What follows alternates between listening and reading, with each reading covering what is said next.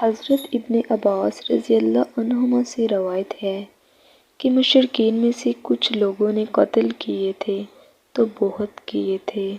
اور زنا کیا تھا تو بہت کیا تھا۔ پھر وہ حضرت محمد صلی اللہ علیہ وسلم کی خدمت میں حاضر ہوئے اور کہنے لگے،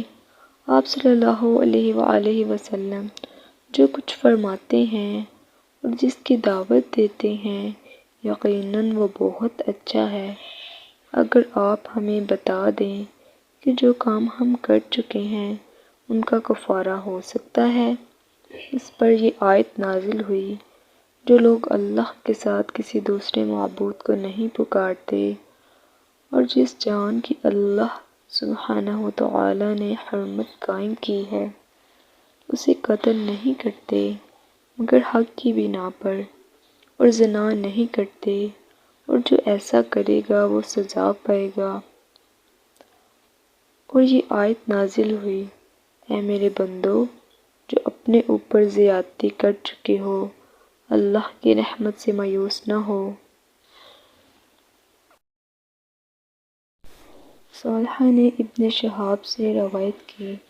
کہا مجھے عروہ بن زبیر نے خبر دی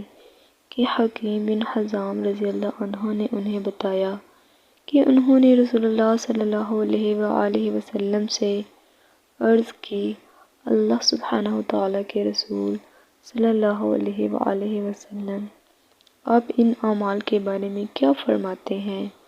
جو میں جاہلیت کے دور میں اللہ کی عبادت کے طور پر کیا کرتا تھا، یعنی صدقہ و خیرات، غلاموں کو آزاد کرنا اور صلہ رحمی، کیا ان کا اجر ہوگا؟ رسول اللہ صلی اللہ علیہ وسلم نے فرمایا، جو بھلائی کے کام تم پہلے کر چکے ہو تم ان سمیت اسلام میں داخل ہوئے ہو، تمہارے اسلام کے ساتھ وہ بھی شرف قبولیت حاصل کر چکے ہیں کیونکہ وہ بھی شہادتیں تصدیق کرتے ہیں۔